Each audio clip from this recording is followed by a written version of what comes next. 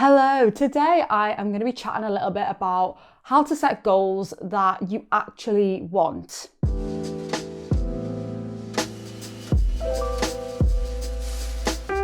For me personally, I've found that when I set a goal, I'm not 100% sure if that goal has actually come from what I want or what I think I should want.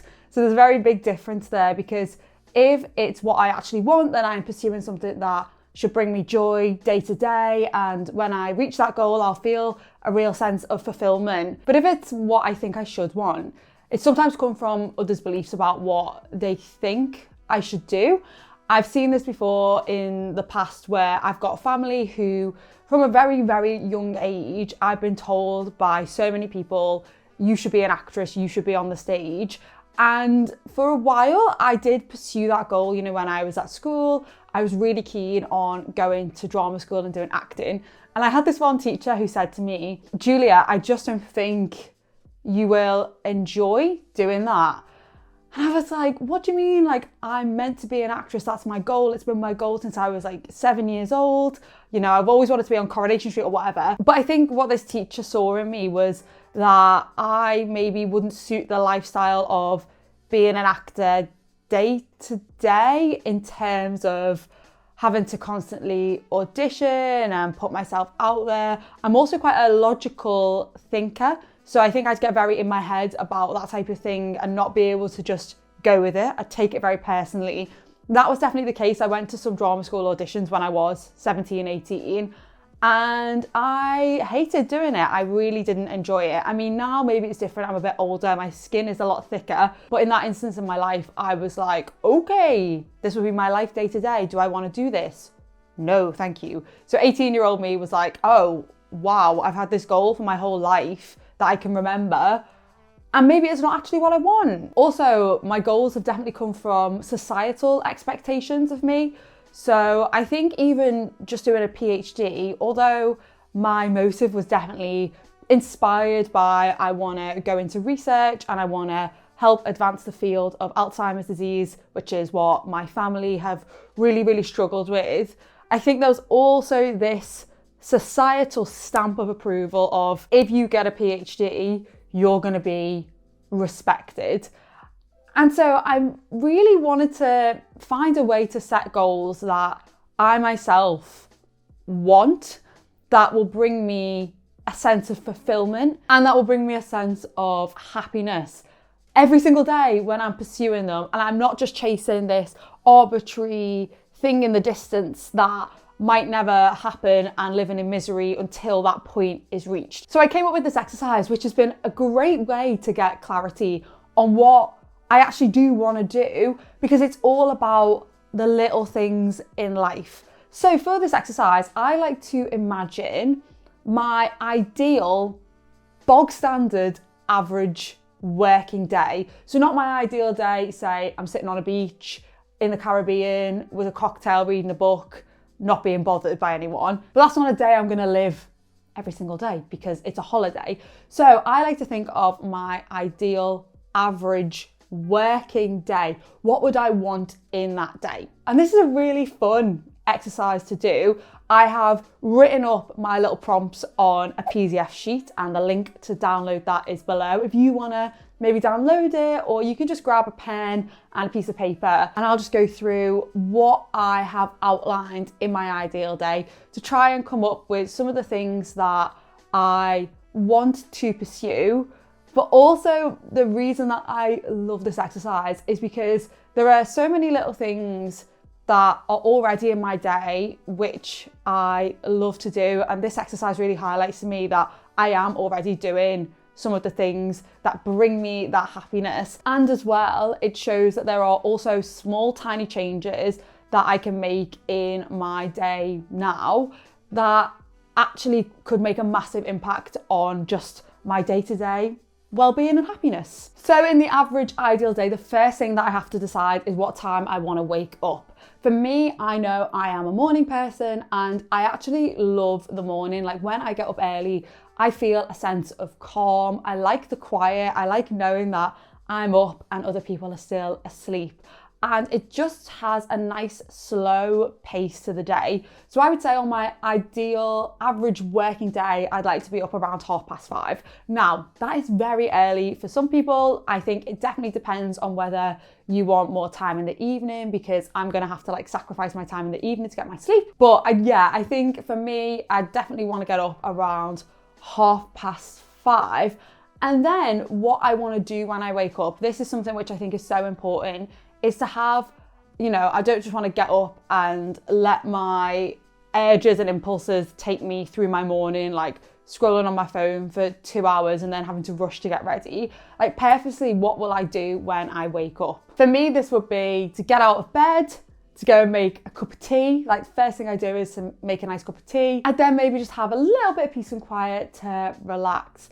And then maybe talk to my partner if he was awake. I mean, he's on a very different schedule to me because he's a doctor. So sometimes he is up, other times he is still at work. So that just depends on if he's around or not. Then at the minute, my job starts at 9 o'clock, and sometimes I have to commute. So then I'd have to sort of pick myself up out of the house and go and commute.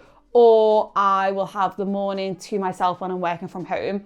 Either way, exercise has got to be part of my routine. So between the hours of 6 and 9, I've got to have a block of exercise in there, because I really love the feeling that working out gives me later on in the day when I've actually had a bit of a sweat on in the morning. I get so much more out of my day when I do that. And it also is a nice bit of time for me to listen to a podcast or do something I enjoy. So if I was commuting, what I would do is get up, leave the house and go straight to the gym, do my workout at the gym, and then I would travel on my commute onwards from there. If I was not commuting, then I would probably do a bit of creative work first and then do my exercise afterwards. I just think that my mind is the most clear when I've first woken up. So if I can get myself to my desk to do something creative, it normally really flows out of me, and it makes me just feel great that I've ticked something off my list that I actually really wanted to do that day. Now, my ideal average working day, I would start work at 9 o'clock, but this is in the sense of, I like to think of this day as being about a year down the line. So at this point, I feel like I still will be in a 9 to 5 type of job. So I will start work at 9. I mean, if I'm thinking a few years down the line, ideally, I'd love to be a bit more free in my schedule. I'd probably start my working day at 6:30 in the morning and finish by 11. But I like to think of this exercise about a year down the line. So I'll say I start at 9 o'clock. Now, my ideal job, this is something which I think is where I find it to be quite difficult to set a goal around it, because I've done a fair few jobs now and all of them have elements that I enjoy, and it's not necessarily the title of the job, but the components of it that I strive for. So instead of just thinking I would go and work for this company, at this point I like to think, what would the elements of my job be that I would love to do, and how would I structure that into my morning? So on my ideal average working day from 9 o'clock, I'd be working in a creative role, and the morning is, when I feel like my juices are flowing a bit more. So I would be doing something creative. I'd be maybe making a video, I'd be doing a podcast recording, I'd be doing some creative editing, that side of things, planning for future upcoming videos, having that space to really breathe and let the ideas come to me. That's what I'd love to be doing between the hours of 9 and before my lunch. Just an open and nice creative space. No matter what my job title is, if I'm doing something like that, I think I will be really happy and feel very satisfied in the role that I'm doing. I'll get to my lunchtime in a second, but I also have put into the exercise sheet here my breaks. So throughout the day, I would take, say, 4 breaks that are about 10 to 15 minutes. And it's interesting because I think at the minute when I have a break, what I tend to do is stick the kettle on and then scroll on my phone for a bit. And I don't really get the recharge that I think I need and that I think I could get if I had 10 to 15 minutes of space for myself. So on these breaks, in an ideal day, I'd like to do something like take my dog for a walk. I don't have a dog yet, but that would be something that I would like to do. or I would catch up with a friend very briefly or a colleague, go for a nice cup of tea and have some connection time rather than just being isolated on my phone. I'd have a really good coffee and I'd savor it as well. I'd be drinking it like, this is amazing. And I would maybe read more of a book. I'm trying to get back into reading. I've just been on holiday and devoured 3 books in 1 week. I love reading, so just using my breaks throughout the day to sit and have a bit of time where I could read any book that I wanted to, I think that would be really lovely as well. And then if I'm working from home, I might do a quick task to tidy the house in some way, you know, just make my 15 minutes a bit focused, but also detaching completely from work, not checking emails like I used to always do in my breaks, and I still do, trying to work on it. For my lunchtime, I would try and take, you know, an hour, and in that time, again, I'd like to really disconnect from work. So take a walk, read my book, maybe go to an exercise class if I didn't have time in the morning. Again, just using that hour for connection and for separating myself from the work that I'm doing. I'd really love, I can see it now, sitting out, looking over the water, having my lunch with my book, reading. Like that to me, I already feel relaxed just thinking about that. So that would definitely, I think, be part of like the ideal average working day. Then in the afternoon of whatever work I'm doing in this creative role, whatever that may be, I would really like to do all my collaborative projects in the afternoon. So whereas the morning I was more focused on individual, creative, head down type of tasks, in the afternoon, this is when I'd love to have meetings with people, to chat to people, to think of these big ideas without the pressure of having to get things necessarily done. And also, I really like to have time to organize and do the little tasks that are easy to tick off the list. And I feel like the afternoon is the best time for me to do that, because the afternoon I naturally have a little bit of a dip in my energy levels. So if I have tasks that I can quite easily go through and just tick, tick, tick, tick, tick, I then feel satisfied that I've had a good afternoon, but also I've actually made progress with the littler tasks, which are obviously really important as well. So my afternoon would be a time for being organized and also for being collaborative, having those meetings with other people and that space to dream big in the afternoon with others. And that'll help me plan then maybe my next morning at work of the tasks that I actually have to get done. Now we move on to the evening. And I think for me, I don't use my evenings well at all at the minute. I tend to be really exhausted, and when I'm exhausted, I don't do the things that my body and mind require to be refreshed and re-energized. Instead, what tends to happen is I fall into habitual patterns, because it's almost like my brain is offering up the defaults that I would normally do instead of having to think outside of the box to do something which at the minute to me is not the go-to. So I would normally in the evening, you know, get home, I'd grab whatever food is quickest to have. And sometimes if I'm, you know, prepared in advance, that'll be something that is home cooked. But other times it's like, I just don't have the energy right now to do that. So I will instead, you know, grab beans and cheese on toast. And then I just snack on crisps and chocolate and sweets, because, you know, I just can't be bothered actually doing the cooking. And then I'll flop on the couch, stick Netflix on, and end up watching 3 or 4 episodes of something that I didn't really even care about in the first place. So in the evening, what I would really love on like an ideal day would be to come home and cook. Now, again, if I'm out commuting and out and about all day, ideally I will have cooked the night before. So what I've got in the fridge is something which is delicious and homemade and full of nutritional benefits, which will actually satisfy my hunger. And if I am working from home that day, I feel like when I work from home, that is something which is a little bit more easy to do, because sometimes on my lunch I could like cut some of the veg and whatever, get it prepped. But if I am working from home, ideally I would like to cook a really nice meal from scratch and give myself that space as well. I love cooking when I do it, and I really enjoy getting into it and like savouring all the moments of tasting and preparing. I actually do really enjoy it. So ideally I would have my cooking routine established, and then I would like to eat at the table with my partner and have a good chat about our days without any screens. Again, I think it's so easy that when you're both exhausted, you can eat your dinner, sit on the couch and just stick something on the telly, and you're sort of half chatting to each other, half watching something, half eating something, half scrolling on your phone. That's not half, there were quarters because there was 4 things there. Yeah. But yeah, I think I would love to be able to just sit at the table, eat and talk about our days and really understand what each other has been through that day.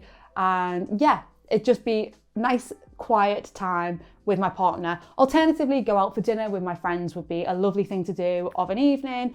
And again, really catch up with them, no screens involved. And then I'm not opposed to TV, but I think it would be great to pick maybe one TV show that I'm really interested in, I really want to watch, and just watching one episode, like just stop there and don't just turn the TV on and think, what should I watch? Like already know in your head, this is what I want to watch and I'm going to watch one episode. That would be a nice thing, I think, to have in my ideal working day. And then a key thing which I think I would really benefit from is a winding down, having a proper time in my day to go, okay, the day is done, it is time to sleep. I'd like to do this around 9 o'clock ideally, and this would be the point where the television goes off, the phone goes in a different room, and I would put on a nice, relaxing podcast, someone speaking to me about, I don't know, just something motivational or something quite peaceful and relaxing,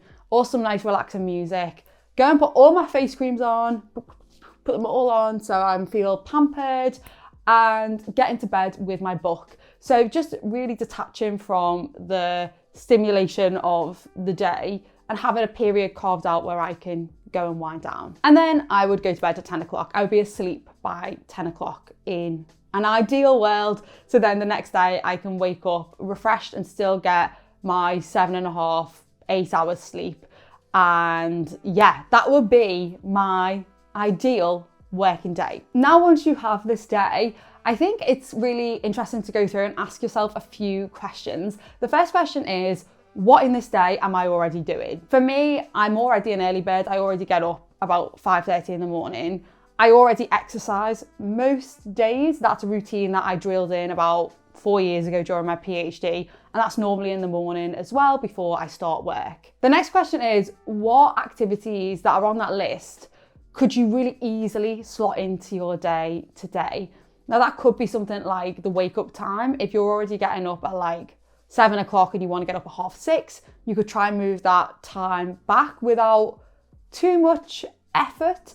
Also for me, it will be the lunch break, because I am really bad at eating my lunch at my desk and just working through lunch. So having an hour or even half an hour just away from my desk, having that lovely relaxing scene, like I said, sitting out, looking over a nice field, nice view, just away from work, that I can eat a nice healthy lunch. For me, that's something that I think I could quite easily incorporate if I just block it into my schedule and make it a non-negotiable. And then the wind down at 9 o'clock, again, that's something that if I set an alarm on my phone, I think I could try and start prompting myself to do that quite easily, because I am naturally already going to bed quite early, but normally I just go from watching the TV to bed. So maybe if I give myself like a 20-minute window in between those two things where I can actually wind down, then that might be something else which I could quite easily add into my current day. Now, if you look at the ideal day exercise,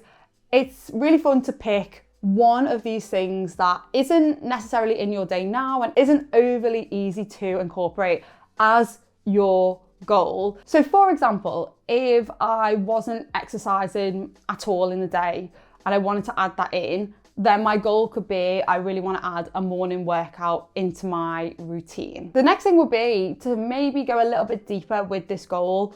Why do you want to do this exercise in the morning? What is it about it? And what would the output be that you're after? So for me, if I'm looking at working out, it's definitely that I want to do it because it gives me a better head later in the day, but also it makes me feel strong. And I want to get stronger in my own body as well. So I think the output that I'm after really from this workout, like doing that hour or so working out every day, would be to get stronger. And the other effects will knock on from that. but I think the output that I would be looking for, something which I can identify that this is working, would be to get stronger. Now, if my goal has gone from, work out every day to the reason is to get stronger, I like to then think of one tangible thing that down the line has shown me that I've gotten stronger. So this could be, for example, if I were to squat at the minute, I don't know, if I could squat at the minute 30 kilos, then for me getting stronger, say a few months down the line, it'll be that I'm able to squat more than that weight. So I maybe pick a weight like 50 kilos and say, right, that's something that I know if I'm sticking to this workout day in, day out, then the sign that I have gotten stronger will be that I am able to now squat 50 kilos. So now what I've got from that ideal day exercise where I've seen I really want to have this workout in my day, the reason is to get stronger. I now have a tangible target to work with there. If I can squat 50k down the line, that has shown me that I have achieved my goal. I've sort of made a goal from the activity itself. Now, you don't have to necessarily do this. You could just say, I want to do a morning workout, and that itself is just a goal. But for me, I find having something tangible to go, okay, this is now my goal. My goal is to squat 50k. And that will then help me to get up in the morning and go to the gym. Now, there are lots of methods that can help you to get up and go to the gym if that is what you want, and I will cover them in a later video. But I think it's really key for me personally to have something which is tangible and I can look at down the line and say, I hit that, or that I'm working towards each and every day. And that will then help me create a habit around that particular part of my day. I like to have this target to be something that's in my control. So you wouldn't want to necessarily say, okay, I want to get stronger, and the goal for that will be I'll get praise from someone for looking a certain way, because that is out of your control. So having something which you can work towards, you can measure, and your input will directly reflect in the output.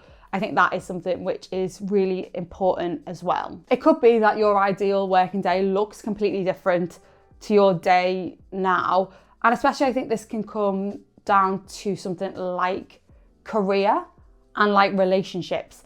With career, I think it's sometimes a really key exercise to do this ideal working day scenario to pinpoint what you want from your career. But then it might not be the case that you can necessarily just drop everything and be like, well, I'm gonna move into that career. I think instead it gives you an idea of what you want. And then what you can do now in your day is put in some time either side of your current job to do some of the things that you really want from your potential future job. So if that's something like creative, like making videos, is there a time in the day that you can now fit that in? And potentially down the line, that will then manage to help you get a job in that creative industry. So it's not about making a template for template day and starting your ideal day tomorrow. That's not what the exercise is for. It's more for just saying, this is what I want from me a year down the line, 2 years down the line, whichever time frame you want. And then trying to work backwards from that and say, okay, why do I want that thing? And what would be a target that I can now work on, which is close to me to show that I've made it there. So with a job, it could be, I want to work in a creative career. It could be, okay, why do I want to do that? Because I really love making videos. Okay, what would be a target that I could reach in the next few months to show that I'm on that path? And it could be, I've started a YouTube channel and I've made 3 videos. That could be something which is tangible, it's in your reach, and it's moving you in the right direction. So yeah, it's definitely not a template for template type of exercise, but I think it's a brilliant way to really pinpoint what you want and not just what society wants of you. Because if you're thinking about your day and what you would really enjoy from it, then hopefully that will give you goals which are fulfilling and satisfying, and you are then actually enjoying the process as well. Thank you for watching. There will be more videos all about goal setting. Today we sort of covered the clarity of what it is we actually want, but in future videos I'll be talking a little bit more about how to direct your focus so you can properly plan the steps towards reaching that goal. Also about identifying some of the barriers that are currently standing between you and the goal, because that is something which is massive, and it's something that whenever I set a goal, it's not considered, and then I try and work towards it and it doesn't work. So looking at those barriers as well. And then finally, a little bit about how you think of yourself and how you act day to day, and how that can help pull your goals towards you as well. So if you're interested in those types of videos and more things about the brain and how we behave, then subscribe to the channel, and I will catch you in the next one. Bye.